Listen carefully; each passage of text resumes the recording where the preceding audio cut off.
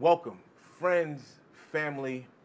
Today is a great day, and thank you for joining us at the Total Faith Show. I am your host, Gene Groove Allen, and today I have some special guests. These are my friends, these are my buddies, these are my partners. I've worked with them, but I'm also a fan. So, let me tell you about my guest today. Full Force. Now, you're probably saying, well, who's Full Force? If you don't know, I'm going to let you know. These guys are singing, producing. They put together, before it was trendy, hip-hop and R&B music. Hailing from Brooklyn, New York, go Brooklyn, and songs like Alice, I Want You Just For Me, Unselfish Lover, and the iconic, and I'll say it again, iconic, Ain't My Type of Hype. Ain't my type of hype, oh. You're going to hear about this. But they're also producers. Producers who hits like Lisa Lisa and the Cult Jam, When If I Take You Home, All Cried Out, Samantha Fox, Cheryl Pepsi Riley, Thanks for My Child. Do you remember that? James Brown. Now, we're going to learn about their connection, producing the iconic, the godfather of soul, James Brown, UTFO. UTFO, do you remember UTFO? Roxanne Saga, that whole piece, Roxanne Shante, UTFO, big ups to Kango Kid, my brother. And then they're stars. Crush Groovin', House Party 2, and Who's the Man? My brothers are in the audience. They're here today. They're missing one of their brothers, but today we have Be Fine, Paul Anthony, Full Force. Ladies and gentlemen. What's going on, sir? You know what? I'm a little fanned out now because, like I said, I remember listening to this group, muscular, fit, singing, dancing, putting together hip hop R&B. I Want You Just For Me. I remember listening to that. Yes, sir. And still. How you guys doing? Oh, man, everything is good, wonderful, man. Blessed, and good. glad to be here, man. Introduce yourselves. First, Okay, Paul. I'm Paul Anthony, Master Life Champion and Health Hero, and one of the three brothers of the George brothers, and our cousins who aren't here is Baby Jerry, Shy Shy, and Kurt, and of course our other brother, Bow-Legged Lou. And And I'm Be Fine, one of the brothers of House Party. yes, sir. That's crazy. And yeah, House Party. We're going to talk about House Party. I really want to, once again, you guys, legends, icons, the things that you've been able to do and create. But I want to start from the beginning because I know it started with the family. Right. Talk to me about that. Your father, your mother, such an integral part of who you guys are today. Talk to us about that. Good, B. No, you go, P, because you were the one that started singing first. Well, yeah, with no question, everything with us started as family-based, even with our cousins, we started on our own, the three brothers, younger, but when we came together with cousins, things just magically took off, and my father, our father, he was part of one of those doo-wop groups. There was something tones, back in the day, But yeah, him and my uncle Paul and two of their, and then my uncle Cito, always musical-based music. My mother, she was able to sing as well. So that's what really started it, And then I think the origin of us began when my father heard me singing in the shower, and I was singing the Smokey Robinson song. And he heard, you can want, you can feel. So you heard my false, heard my vibrato. Yeah. I didn't know about a false or a vibrato. I was just emulating what I heard, and I was able to do it. So my father heard that, and he started working me. And next thing you know, I'm singing with their group, and when they sang, not on stage, but when they practiced for hours. And I remember being in the kitchen singing with them, harmonies, doing my notes, flipping with them, and I'm just like this big, but I'm holding my own, and I'm like, man, this is too long. This is how long they practice. That's where I learned. They just would sing for hours. So we singing doo-wop harmonies for hours. And next thing you know, my uncle's like, hey, man, let's take it to the street. So here we are in Bed-Stuy, Brooklyn, on Kingston Avenue, and my uncle had me standing on a garbage can. I remember it was a metal garbage can, and I'm just singing, and there's crowds around, and I'm just singing, in the whole nine, just doing my thing. And I'm looking in the window, and Lou and B, my mom, is in the window watching, and my dad said, "Oh no, well, no, this is family." So my father said, "Oh no, I'm going to teach them how to sing as well," And then, those same hours of practicing and grueling, I mean, that was it. Next thing you know, from practicing in our kitchen, in our dining room for hours, to walking down the street dressed in flashy clothes. We're on the subway going to 125th Street in the Apollo. We're asleep, like this. We're all knocked out. I think B was 8. I was 12. Lou was 13. And then that's how I really started singing on the street for money. On the subway, my father dropped the hat, and then we just be singing. And it's funny because when he looked in that hat, if you looked in that hat and turned away, that was our cue to keep on singing. Just keep on singing in the subway, people putting money. But if you look in the hat and looked up at us, that's when he's okay, cool. We take the hat, thank you very much. We head out and count how much money we accumulated. B, tell me, how did now, you young, 8, now you're joining, what was your feeling about all this during that time? Well, actually, when it started, I was 7. 7, okay. And I was the one that really, I didn't really care for any of this, really, I just did it because my father said, "You're going to do this." That's it. That was it. He made that clear. So you're going to do this or nothing else. That is what you're going to do. This here. So That's it. I would just fall in line and do it. And I hated practicing as a kid. Mm-hmm. I didn't dislike it. I hated practicing. I was a kid. I just wanted to. But when it came to doing shows, yeah, that was it. I loved performing. I loved people screaming because I'm the youngest. So I always lived a certain life where, being the youngest, I was always around older. Like my brothers were older, the band was older. Mm-hmm. So for me, being around older people was almost normal, But yeah, at that young age, Paul and Lou had that general love just to want to do this. I was like, when are we going home? B was our Allen Iverson. He was like, practice, not a game, not a game. Yeah. Practice. Yeah, practice. That's a very good analogy. For the show, I was ready. He's ready. I love that. We're gonna be back, but when we come back, I want you guys to tell us about your father because the fact that about the culture. Mm. Tell us about your father. Let us in on some of the things that we don't know. I know he's a great man, obviously, but I want you to really kind of let us know a little bit about him. And rest in peace. I know I follow you guys, so I know the story. But I want our audience to really know the story. Sure. So when we come back, cool. Sure. Do you have a passion? Do you have a story that needs to be heard? Do you have an upcoming event? Do you have a business, product, or service? If your answer is yes to any of these questions, you can be a guest on The Total Faith Show. Click the Contact Us button, fill out the form, and we will get back to you. Thank you for entering into Total Faith Network. We walk in total faith. We are back with my friends, Be Fine, Paul Anthony, of course, their other brother. He's my brother too. Bow-legged Lou's not here today, but that's okay. Now we're gonna really get into the core of how they are and talk about their father. Like I said, I follow you guys on Instagram, Facebook, and I've worked with you. I know you guys. I want our audience to know the essence of your father, the essence of your family, because I think that is the real core of your guys' success. Please. Well, my father, as Paul stated earlier, was like heavily into the doo-wop groups. The name of his group was the Criterions. Mm-hmm. So he was very much into the practicing and over and over and over, and that's what he did with us.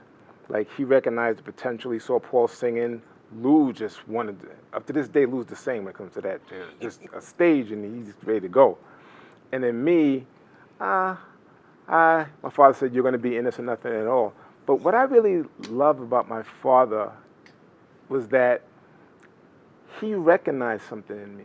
Like everybody didn't know, but he would recognize the things in me. He would recognize, he has a good falsetto, while he has the highest, the key, range at that time. You know what? He's a pain in the behind to get to practice and everything like that. But when he performed, Brian holds his own, and he would say these things, and it encouraged me, at a young age. It really did, even when I was moping. But I knew that because he said that and he was so experienced, I believed, like, I'm good though. And when that stage comes on, I was good. And I always loved him for that, the way he motivated. He will break you down, but he would always motivate. He always motivated me like that, always. So the way we was raised going in to see like all the new groups at the Apollo. We had a very, very unique upbringing. Like my father's sisters, they were the B girls. They were the hip hop girls of that era. It was like a bunch of them, like 5 of them. There was a bunch of them, all my aunts. So what they would do is they would take us with them because they had to babysit us. But they wouldn't let that stop them. They would take us to the Apollo because they would see the Apollo. They would go to the Apollo every time they had a new show. And they would take us there. We would get in, and what happened is that after the show ends, everybody has to leave, and then in come new people. My aunts would make us hide underneath the chairs. They would go hide in the bathroom and put their feet up on the stalls. And when the new people came in, they trained us to pop out from under the seats and go, you can't take these seats, you can't take these seats, you can't take... I still remember, I must have been 6, but I still remember that like That's yesterday. crazy. And then we seen everything. Like we had such a strong upbringing. Yeah. Like we seen groups like Stevie Wonder, The Temptations, when The Temptations broke up and David Ruffin was there, The Supremes. We seen everything. What was so interesting, eventually we became an act at the Apollo. We won Amateur Night 3 times in a row, and we was opening for people like, Chamberlain the Boy, Tyrone Davis, Joe Tex, and this group named The Whispers. Tell them about The Whispers, please. Please. Oh man, yeah. I mean, when we won 4 times in a row and did 20-something shows with Joe Tex, their opening act was these 5 guys. 2 were twins and 3, really their choreography was like crazy. It was flawless. You know what I mean? We was just amazed at the way they did things because we later learned that a couple of them was professional acrobats as well. Wow. So they was doing their thing, and they were just hot, very unique looking too. And it was called The Whispers. They had one hit, a song called Seems Like I Gotta Do Right, Gotta Do Wrong. But tell them about when we ran into them years later after we became who we were. Right. So, I mean, once again, we thought they was phenomenal. They was the opening act, but they were just hot. These 2 twins over here, and these guys just doing the steps. That was a great ensemble. So fast forward 20 years later, we're doing the Apollo Theater. We're doing the Soul Train. Okay. And they were performing on Soul Train because, back then it was Dick Griffey and Don Cornelius. So we blew their minds, and we said, hey, man, remember when you guys first came to New York and y'all had one hit record? Yeah. And y'all opened up for who? Yeah, it was Joe Tex and Jackie Moran. And remember these little guys that was, oh, yeah, them little guys was bad, man. It was crazy, man. You look at them, they was like, yeah. What? It was just a crazy reunion because they couldn't believe those little guys came up to be full force, and it was just a reunion of sorts. So when we see each other, it's a special connected energy. We have that relationship with a lot of people. First of all, we pride ourselves in our relationships. People know us for being loved, being wonderful, but we take care of our business. You do. But I think about LL when he was 15, 16 on set of Crush Groove, and there was so much going on. He's like, yo, man, I don't care about all this going on. Because sometimes when Prince would visit set to see Sheila E., everybody had to move to the side and clear out this area. LL was like, man, I don't care about none of that, man. Box! I care about radio. That's all they cared about, man. So there's certain cast that came up on the come up that we have a special connection with like that, You guys are bringing so many memories, and I'm hoping that we can get it all because I know you got stories. I know you have connections, and true, you guys reach out to everybody still to this day. Yeah. Like I said, I follow you. You say hi to everybody. You connect with everybody. Everybody connects with you. Sure. Tell me about, so you guys, Blue, you grow up. How was that transition from the 3 to the group, and what do you think that break was? What was that break that made you guys know, yo, we gonna make this? Well, for me, I mean, the transition was pretty seamless, you know, because we were doing shows everywhere, the three of us, you know, all over the place. And then B, you know, B always had an affinity to playing the drums, you know. So when we lived in the East Flatbush, you know, our cousins lived around the corner. Baby Jerry lived in Freeport, Long Island, but he would always come down to be with the cousins. And B would, you know, so they had their own band, you know what I mean? And B will tell you about how the band came together. But I remember Lou said one day, hey, Paul, let's go around the corner and see what the guys are doing. And we went around there, and I think Lou was the catalyst to say, hey, man, let's bring it all together. Wow. But B, how did you start with the cousins and the musicians? Wow. Yeah. No, well, it's pretty much like you said. I mean, like, you know, because me and the cousins are the same age. Like, we were the same age, so we just gravitated to, like, just becoming this band. And then Lou had the idea of putting it together, and I was just excited. You know, I was just really, really excited. And then, you know, Full Force was born. Yeah, you know, Luke had the name Full Force, and, like, I really love that name. Like, Lou will come up with, like, off-the-wall stuff. You know, he'll come up with names or names of songs, and we're like, no, no. But when he said, yo, how about you name Full Force? It was really like, yo. Yeah, strong, the power to influence or control. Yo, that was I mean, from the time you mentioned it, it was like, wow, I like that. It fits. You know, so that's how that came to be. I love it. Listen, when we come back, I want to now talk about your first hit, and how you started producing, and what's your thoughts when you produce other groups, because I think that's also important. People don't know what producing is and what production is, so we're going to talk about that. When we come back, Total Faith Show.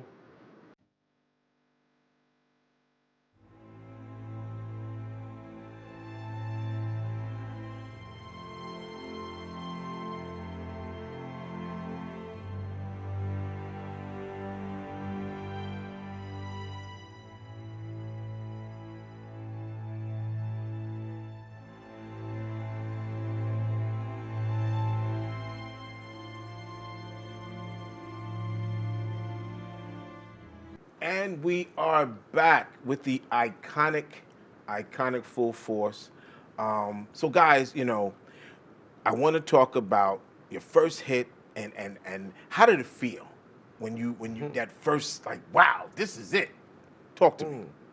Well, I think our first hit, because like I said, we were doing shows forever as Full Force. And I got to add that, and it's good for people to know that even before we did that, the building blocks, the foundation that we built as being a hot group. I mean, we would go throughout the 5 boroughs with Kurt, our cousin Kurt. His father had an electric 225. So we'd go in that car with a bullhorn all around the 5 boroughs saying, Full Force is back, and putting up posters and rexograph sheets, 8x10s. As if we went somewhere. Everywhere. Train stations, everywhere. We just blasted the 5 boroughs, 2, 3, 4, 5 in the morning. You know, it was us and Mike Hughes, who worked with us, who later became a member of Cult Jam. But we would always just promote. So we was big. I mean, words that they use today, such as, you know, in social media, such as really building your brand, we did that instinctively. You know, cross-marketing. Yeah, we had to cross the train tracks to make sure we put the post up on the wall. We was doing all that kind of stuff. So that helped build the blocks. I would say, and then we would, our edge was, our music had sort of a hip-hop fusion with R&B fused with a little rock, and we would do clubs like a Danceteria, 10,000 Maniacs. We was very different with our style, kind of ahead of our time. And people really wasn't ready for that fusion that we put together. So our late co-manager, Steve Salem, you know, he suggested, hey man, why don't you guys produce other people? You know, and then bring attention to yourselves. And that was actually a good idea, because sometimes when you're doing your own thing, you're so focused on being different, being unique, you put that extra energy on it. What if you're just doing others? Just relax, just do your thing. And that's really, really what started Talk to me about that, producing others. Right. What is the process? Because it's really hard. Everybody has their own kind of ideology of who they are as an artist. And Sure.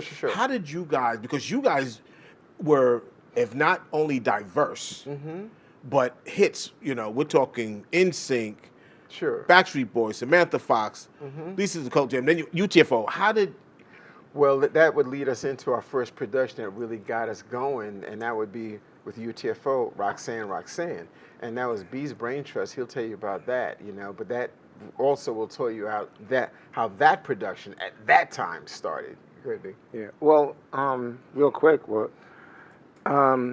again, Steve Salem recommended, said, yeah, maybe, because we couldn't get a deal. Gotcha. Four of us couldn't get a deal. We went to every label probably twice. So we felt, which was kind of a backwards kind of way, which was to produce somebody to get noticed as a group. That was unheard of, to do something like that. But that was his idea to do that. So UTFO came about with, if I could summarize real quick, is I met Kango first. How I met Kango is that he was constantly a pain in the neck to my girlfriend at the time. I graduated and he was still in high school. And then Mike Hughes from Cult Jam said, yo, I know who that guy is. Yeah. As a matter of fact, they're doing some spring show where everybody's going to be popping and dancing and stuff like that. So when you see him there, you could just whoop his behind right there. So you see, I said, got it, cool. So I went up there with that intention. So I went up there and they went to perform, and I'm seeing all these guys dancing, and he was one of the best ones. He was really dope. Kango was dope. Kango and Doc, but at this time it was just Kango there. And I was like, wow. So when I met him, Mike just said, Kango, this is B.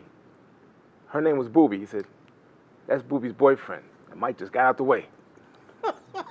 Kango still not realize what's going on. He's like, hey, man, what's going on, man? You know, and I looked at him and I said, yeah, what's going on?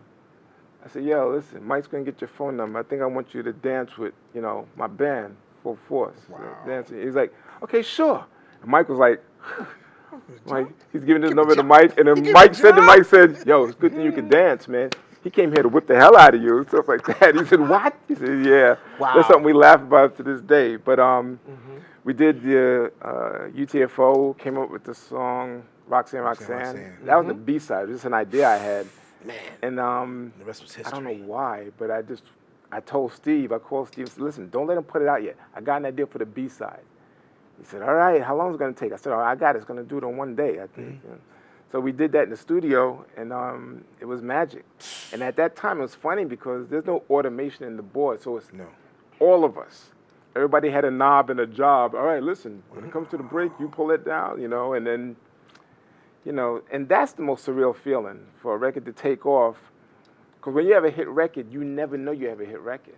You could think you got a hit record, but you never know that feeling until it's like, oh my God, some guy's walking with a box on his shoulder and girls are running behind him, don't even know, just dancing. You're going like, that's Roxanne.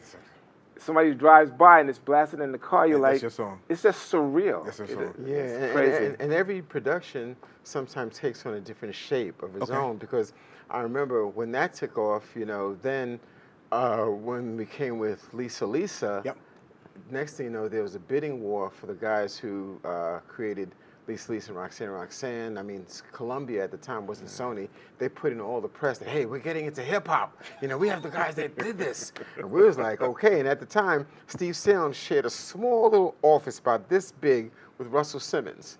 That the office about as big as a bathroom. That's it. But that's why we was all together, because, Run used to open up for us. We wrote basketball for Curtis Blow, co-wrote basketball for Curtis Blow. We were all hanging together. That's why we were in Crush Groove.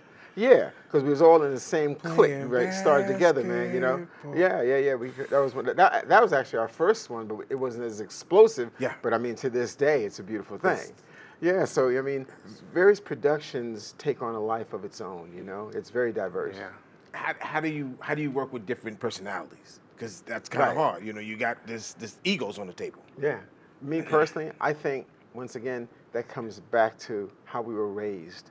Our moms, our dads, our cousins, we all have the same personality of, warm, lovable guys, but we're nothing to mess with. We coming from the streets of Brooklyn, everything, we're real like that. That's why doing Crush Crew and House Party was so easy, you know what I mean? Because that's that other side of us, but we always come in grace. So being able to work with different people, different artists, was easy for us because of our personalities, and that was the way we was raised, Okay, so when we come back, a couple of things I want to make sure we talk about: your production and your incredible journey with James Brown, the Godfather of Soul. Then we'll talk about House Party. Sure.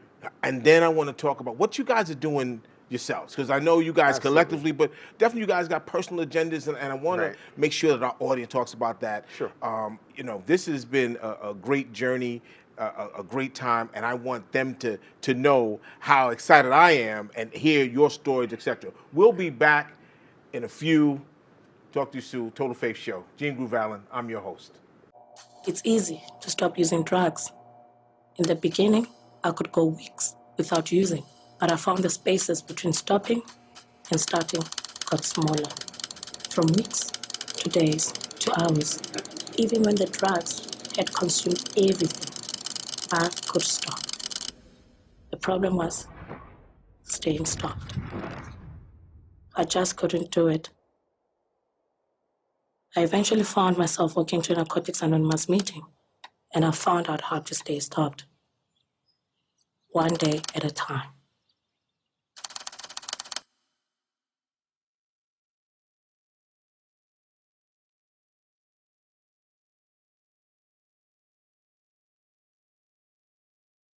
So, ladies and gentlemen, I hope you enjoyed this as much as I have. But what we're going to do right now is my fellas, my friends, are going to help me sing and maybe teach me how to do a little acapella. Can you guys do that for me? We could try. Okay, we can try. We can try. Okay. Okay. What I need to do? All right, so you're just gonna jump along. I'll jump along. Let me I'll jump in. Let me think of a song I think you might know. Okay. We used to have fun. I thought you'd be the one to be by my side forevermore. I was wrong. I thought your love was strong, but it was so weak that I could not compete. Girl, you're such a freak. Oh, you look so good. You look so But it ain't my type of hype, baby. Ain't my type of hype. Oh, I'm sorry. Ooh. Me and you was crazy cool. You look so fine. Ain't my Blow type. my mind, but that just ain't my type of hype, baby. Ain't my type of hype. There you go. Oh! There you go. There you go. Good job, baby. I thought you might know that joint. You know what? I thank you guys so much, man. No This doubt. has been great. This Absolutely. has been great. I love you. My audience loves you, and we're gonna have you back. We'll have you back. Absolutely. Absolutely. All right. Thank you for everybody for joining us. I hope you enjoyed the Total Faith Show. I'm your host, Gene Groove Allen. These boys, full force, incredible. Love that name. Y'all have a good night. Love, peace, groovy release.